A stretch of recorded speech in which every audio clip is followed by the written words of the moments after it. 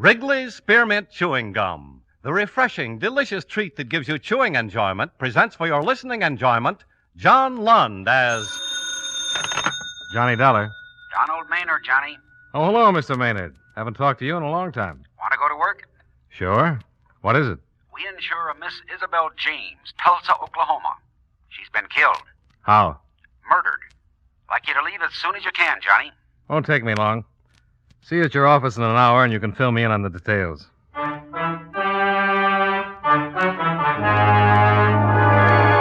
the makers of Wrigley's Spearmint Chewing Gum bring you John Lund in another adventure of the man with the action-packed expense account, America's fabulous freelance insurance investigator. Yours truly, Johnny Dollar.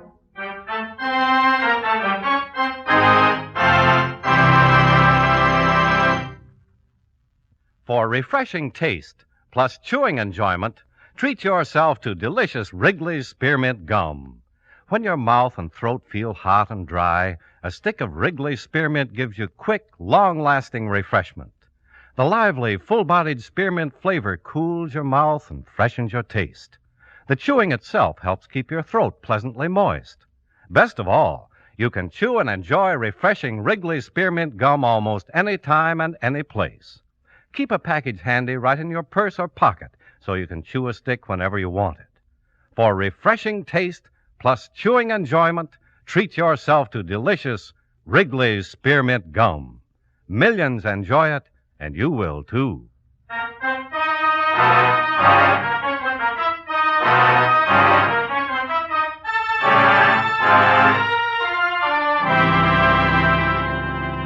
Expense account submitted by Special Investigator Johnny Dollar to Home Office, National Life and Casualty Insurance Company, Hartford, Connecticut. The following is an accounting of expenditures during my investigation of the Isabel James matter. Expense account item 1, $103.65, plane fare and incidentals between Hartford and Tulsa, Oklahoma, after receiving from you the necessary information concerning the case. I arrived in Tulsa the next morning, registered at the hotel, and went directly to the police station where I introduced myself to Captain Clifford Kissig. Yeah, got a teletype from your company. Said you'd be in this morning. Good trip? Fine. You're investigating the Isabel James murder. That's right. I was hoping you could give me some help. I'd sure like to, but it's got us stumped. We've had 3 others like this already. 3 others? Yeah, all the same. Isabel James was the 4th. Looks like Tulsa's got a Jack the Ripper. All with their throats cut? Yeah, 4 killings in the last 3 weeks. You're after a madman. Yeah, pretty smart madman. Haven't got a lead. Not a one? Always picks a lonely spot, never a witness, never anyone who saw anything or heard anything. What's he use, a knife? The lab thinks it's a razor, straight razor. Got the town a little jumpy. I can understand. But we'll get something. Sooner or later, the killer will make a slip, or somebody will tell us something. What happens in the meantime? We just gotta pray there ain't no more killing. How far is Dawson from Tulsa? Not very far. Going over to see the dead girl's uncle. Yeah, he's the beneficiary. Mm-hmm. I found the policy in her belongings. I was the one notified your company. You know the uncle? Had him come down and identify the body. How much does he get? $10,000. Well, he can use it. Just an old farmer. Well, I'm going to run over and see him. All right. How long are you going to be in town? Well, I'm being paid to investigate a murder. I guess I'll be around until somebody catches a killer.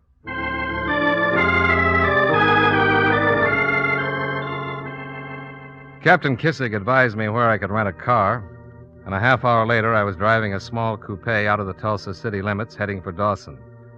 The dead girl's uncle, Morley Parrish, lived a few miles east of Dawson in an old rundown farmhouse that was in the middle of 6 or 8 acres of parched earth.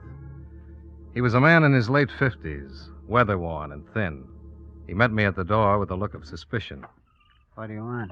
Mr. Parrish? Yes? My name is Dollar. I represent the insurance company that covered your niece's life. I'd like to talk to you about it. About what? About your niece, her death. She's dead. What's there to talk about? You're the beneficiary. You got $10,000 from the insurance company. Come in. Sit down. I get, how much you say? $10,000. You want a drink? Well, I don't... I got a jug of whiskey. I've been saving it. Yeah. You say your name's, Dollar. What company you work for? National Life and Casualty. I get $10,000. That's right. Yeah, have a swig.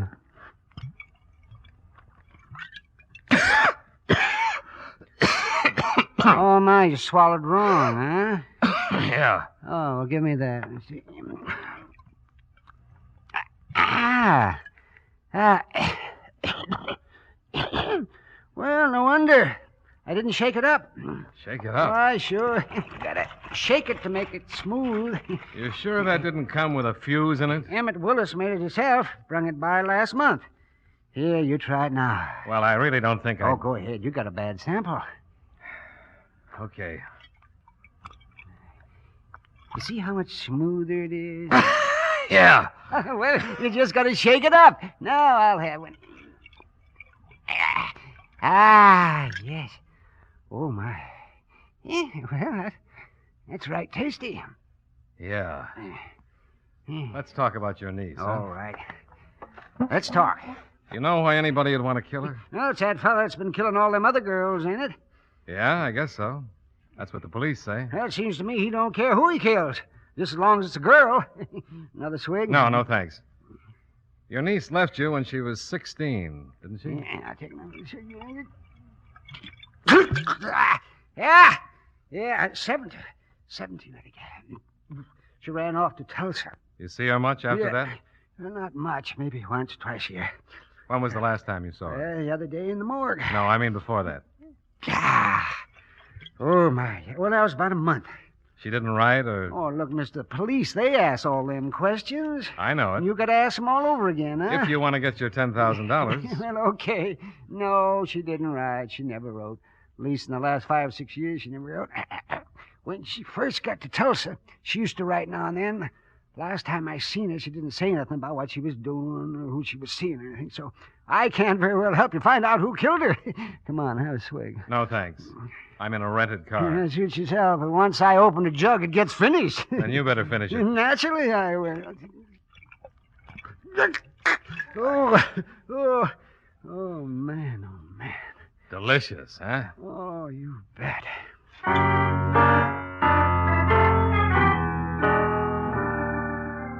I left before he finished the demijohn. It was getting dark, and he stood on the porch, leaning against a post and waving goodbye between the last few swallows. Back in Tulsa, I went to the hotel, where I took a hot shower, then stretched out on the bed to relax for a few minutes before going out to dinner. I smoked a few cigarettes and had just about decided to have some food sent up to the room when the phone rang. Johnny Dollar. This is Cliff, Huh? Captain Kissig. Oh, hi. Got back from Dawson about 40 minutes ago. What'd you think of the old boy? Quite a character. Thought if you weren't doing anything, you might like to drop down to the station. You got something? Yeah, just picked up a suspect. Might be our man. What makes you think so?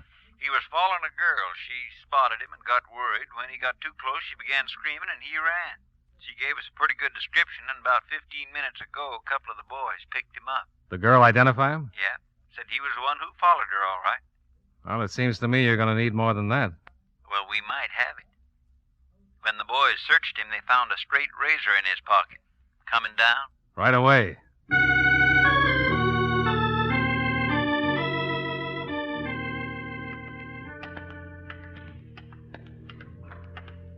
His name's Story. Storey. Alvin Story. He hasn't said anything interesting. But you think he's it? Yeah, I think so. Nothing definite except the razor and his actions, but I just got a hunch. What's he say about the razor? Not much. Admits it's his. Says he was just carrying it in here. You were just taking a walk. Yes, sir, that's right. I was just taking a walk. And you weren't following the girl. I told you I wasn't. I told you I was just taking a walk. If the girl thought I was following her, well, I can't help that. I wasn't. I was just taking a walk, like I said in the first place. Hello, Captain. Hello, Alvin. Back with someone to relieve Sergeant Haddock? I'm not tired, Alvin. Well, you're gonna be if you keep on like this, because I've told you the truth, and I'll just keep right on telling it all night if you keep asking me. Have a cigarette, Alvin? I told you I don't smoke.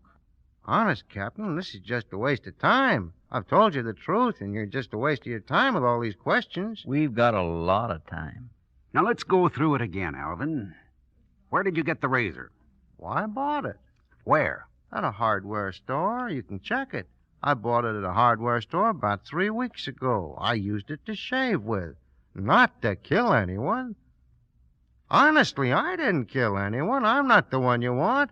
I'm not that person that killed all those women. We never said you were, Alvin. But you think so, just because that girl thought I was following her. Well, weren't you? Well, no. I told you I was not following that girl. You were on your way home. Yes. You told me before. That I was on the way to a show. Yes. I wasn't on my way home.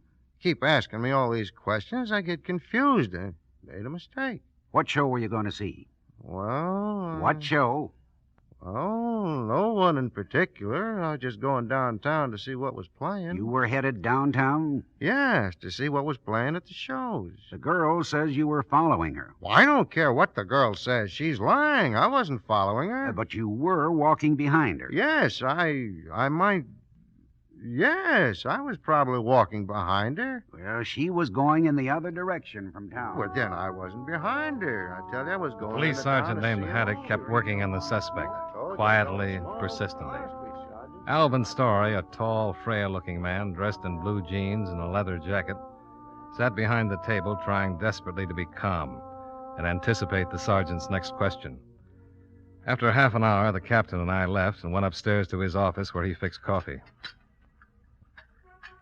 Cream and sugar? Black will be fine. Well, what do you think? I don't know. He's a strange one. Yeah. If I had to pick types, I don't know. It's hard to tell about anybody in a police station. Maybe he was following the girl. She starts screaming her lungs out, and he panics. The law picks him up, finds a razor on him. Maybe he's not the killer at all. But he knows he looks guilty, so he gets good and scared. Guys act awful funny and make a lot of mistakes when they're scared. He just carries a razor around with him. Well, isn't it possible? Oh, yeah. But I still think he's our killer. Well, I have to admit I'm inclined to agree with you. But there's always a chance he's not. You never know. Kissing. Yeah? Okay. Well, we know now. Story? Yeah. He just confessed.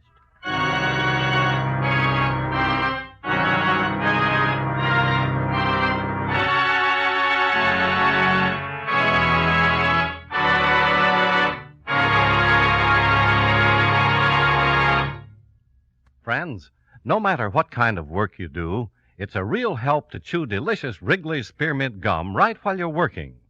When you're warm or tired, for instance, the lively, full-bodied spearmint flavor is really refreshing. It helps keep your mouth and throat feeling cool and moist. Chewing on that smooth, good-tasting piece of Wrigley's Spearmint makes the time pass more pleasantly, too. It seems to make your work go smoother and easier. Keep a package or two of Wrigley's Spearmint chewing gum handy all the time. Enjoy chewing Wrigley's Spearmint while you're working and at other times. That's Wrigley's Spearmint chewing gum. Healthful, refreshing, delicious. And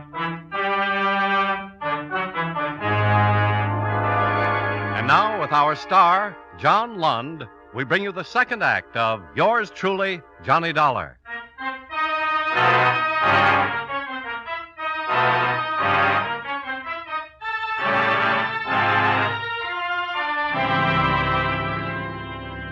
Alvin Story still sat at the table in the dim, bare little room. He looked tired, but he looked relieved. A stenographer was set up at one end of the table, while Sergeant Haddock leaned against the wall and smoked a cigarette. Captain Kissig crossed to the table and sat on the edge of it, facing the suspect. Can we get this thing over with, Captain? Can we finish it up and let me go lie down? Well, the stenographer's ready. Tell us about it. Well, what's there to tell? I killed them. I killed all of them. Isn't that enough to say? That's what they'll hang me for. Anything else I say won't make any difference. Why'd you kill him, Alvin? I don't know. You know something? I really don't know. I just wanted to. First one, I saw her and I just wanted to. I guess I thought about it before I saw her. Yes, I used to lie in bed and think about it. I used to dream about it, too. I used to wake up and feel like I'd really done it. Sick all over and scared. I felt so terrible. Like I feel now, kind of. Yeah. It's like a dream now. Right now, it's like a dream, but it isn't. Tell us about the first one. Do I have to? It'll help. It's kind of hard to remember exactly. I bought the razor and I waited for her. On Garvey Boulevard? I guess so. Try to remember. Yeah, it was Garvey. It was late at night. What night? The night of the 11th? Maybe. I think so. I think it was Tuesday night. That's right. And I killed her. You knew her? No, not really. It's hard to explain. Well, did you know any of the other 3 girls? 2. No, with the last one, it makes 4 altogether. No, 3. Now, think about it a minute, Alvin. There were... Only 3. I ought to know. 3 girls. No, now try to remember, Alvin. I don't have to try and remember anything. There were 3. Just 3. 1, 2, 3. I know. Why would I want to lie? I'm not saying you're lying, Alvin. I even know the names. I cut the pictures out of the paper. Tell me the names then, Alvin. Well, certainly. Mary Knapp, Virginia Vitello, and Thelma Greer. I know all of them. I kept a record. What about Isabel James? Who?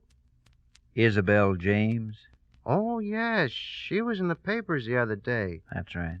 Somebody killed her like the others. I read about it. I thought it'd be blamed on me, but it didn't make any difference. 1 or 10, what difference would it make? For a half hour, they questioned Alvin's story. Time and time again, he admitted the 3 killings, and time again, he denied any connection with the 4th, the murder of Isabel James.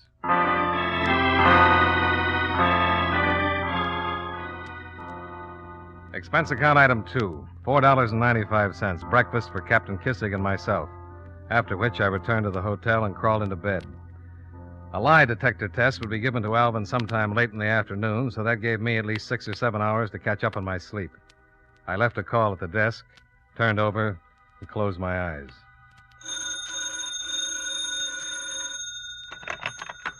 Shotty Dollar. 3 o'clock, Mr. Dollar. Oh, thanks. And Mr. Parrish has been waiting in the lobby to see you. Parrish? Yes, sir. Mr. Morley Parrish. He's been waiting over an hour. Okay. Send him up. Yes, sir.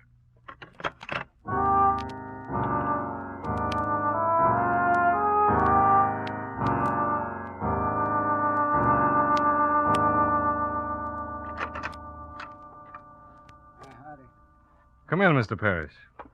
Have a seat. Thank you. I've been waiting downstairs for over an hour. Oh, I'm sorry.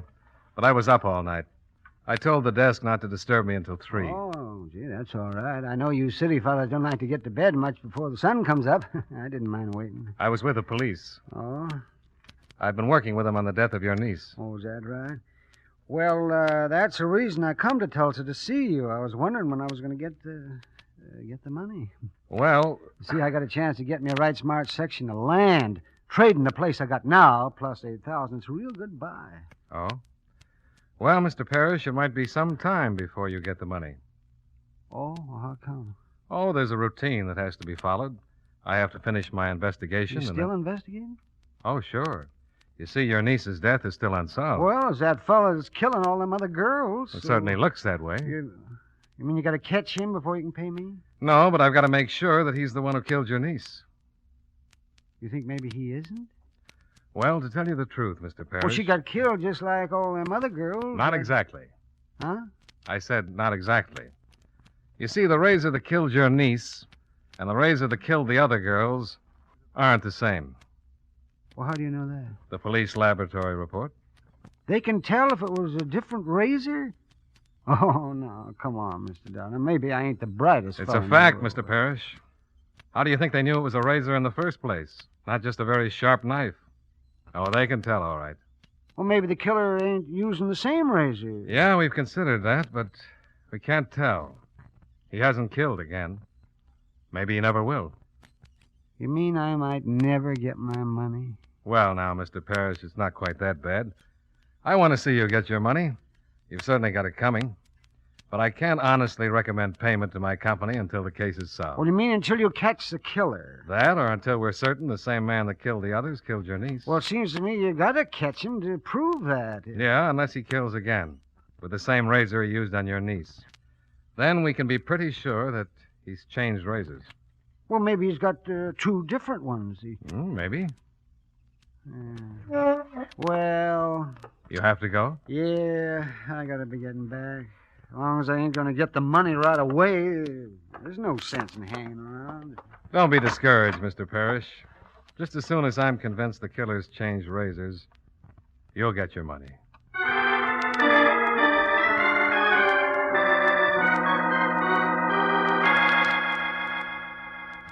Yeah, Dollar, we just gave Story the polygraph test.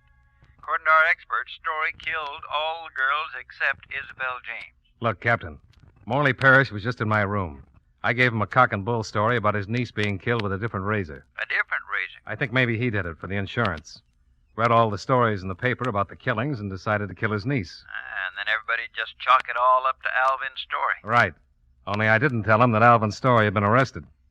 Explain about that different razor. Parrish left here thinking he wasn't going to get the $10,000 until I was certain the same man killed his niece that killed the others. He thinks your police lab proved that Isabel James was killed with another razor. And he quickly came up with a solution that the killer had changed razors or had two of them. So what? I think he'll go out and prove it. What? You mean you think... I think he's simple-minded enough to try and kill someone just to make it look like the killer has changed razors. Well, I sure hope you're wrong. Well, so do I, but it's the only way we could prove anything. Where is he? He just left. But holy cow, if you're right and he's wandering around loose... Relax. He'll go back to his farm in Dawson first. What makes you think so? He has to get the razor, doesn't he?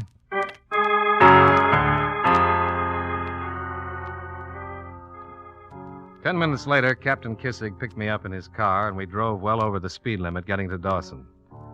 Just west of old Morley's farm, we pulled off the road and turned off our lights. Well, the house is dark. Where is he? Still on his way from Tulsa. We got here pretty fast, Captain. Yeah, we did, didn't we? Come on, let's walk down to the house. He have a car? I don't know, but I doubt it. I didn't see one the last time I was here. Dollar? Hmm? What if you're wrong? What if you guessed wrong? What if he did have the razor on him? Well? That's a pretty good question.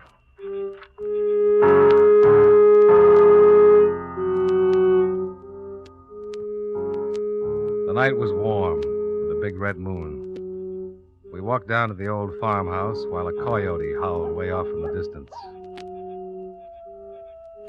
We found a spot by the side of the house where we could see the road and still be hidden in the shadows. We waited for Morley Parrish to come and get his razor.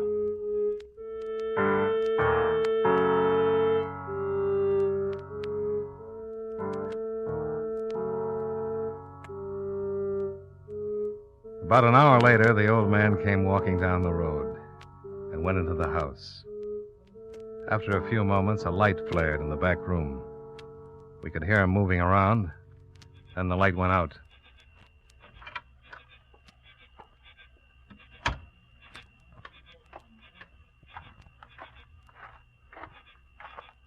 Hold it. Who's there? Who are you? It's me, Mr. Parrish. Mr. Dollar? Yeah. This is Captain Kissig with me. What do you want? Just came down to see you. Well, I got business. I got to be going. In a minute. There's a drink in the house, another jug behind the stove. Go on in and make yourself comfortable. I'll be right back. Just a minute, Mr. Well, Parrish. look, I got to hurry. Where are you going? I got business in Dawson. You gonna walk? Oh, sure, I always walk. I hitchhike if I get a lift. We've got a car. We'll give you a lift. No, I don't want to put you in no trouble. No trouble. Mr. Parrish, what did you pick up in the house? Huh? What? Oh, nothing. What have you got in your pocket? Nothing. What do you want? You ain't got no right to do... Do you own a straight razor, Mr. Parrish? You better give it to us, Mr. Parrish. And be careful how you do it. I've got a gun pointed at you. Well, you knew it all the time, I had a hunch. huh? Now, here you are. Is this the one you killed your niece with? Yeah. You were going to kill somebody else. Oh, there ain't no difference after the first one, and I sure could have used that money. Gee. Man, oh, man, that was a wonderful little farm, but, I just guess you can't beat them scientific police methods. I sure thought I had it all figured out, too. Gee, we gonna go now? Yeah. What's gonna happen to my farm? They'll sure hang me, and I ain't got no relatives The to take state'll take care of it. Come on. Mr. Dollar, Hmm? why don't you just sneak back later on and get that jug? There's no sense in wasting it on some stranger who wouldn't appreciate it.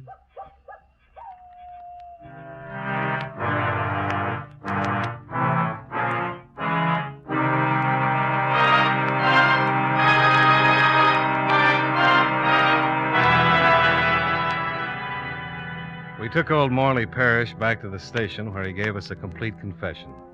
He'd killed his niece for the insurance the way I'd figured. When we told him that Alvin Story had confessed that afternoon, old Morley just shook his head and said something about policemen being a whole lot smarter than most folks give them credit for. Expense account item 3, $11.80, dinner for me and Captain Kissig. After which I returned to my hotel, turned in, and got a good night's sleep.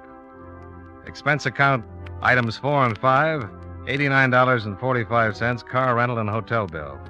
Item 6, $125.19, plane fare and incidentals back to Hartford. Expense account total, $335.04. Yours truly, Johnny Dollar.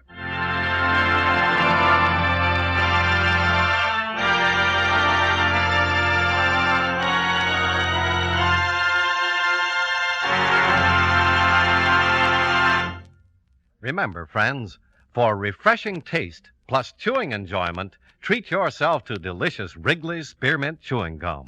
The taste of fresh spearmint is cooling and delightful, and there's lots of it in every stick of Wrigley's Spearmint Gum. It freshens your mouth, helps keep your throat moist, and sweetens your breath besides. You'll enjoy the good chewing, too, because Wrigley's Spearmint is so smooth and pleasant to chew on. There's nothing else quite like it. Next time you're at the store, stop at your friendly merchant's display of chewing gum and get a few packages of good-tasting Wrigley's Spearmint Gum. Always keep some handy for refreshing taste plus chewing enjoyment. That's Wrigley's Spearmint Chewing Gum. Healthful, refreshing, delicious.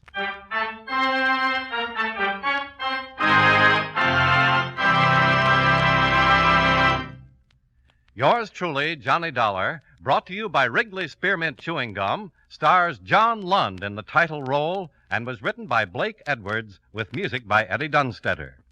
Featured in tonight's cast were Joe Duvall, Parley Bear, Howard McNear, and Clayton Post. Yours truly, Johnny Dollar, is produced and directed by Jaime Del Valle.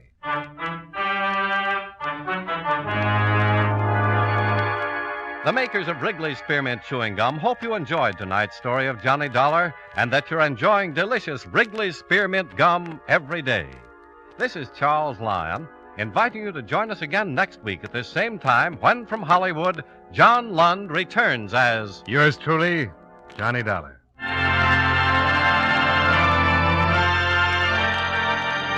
This is the CBS Radio Network.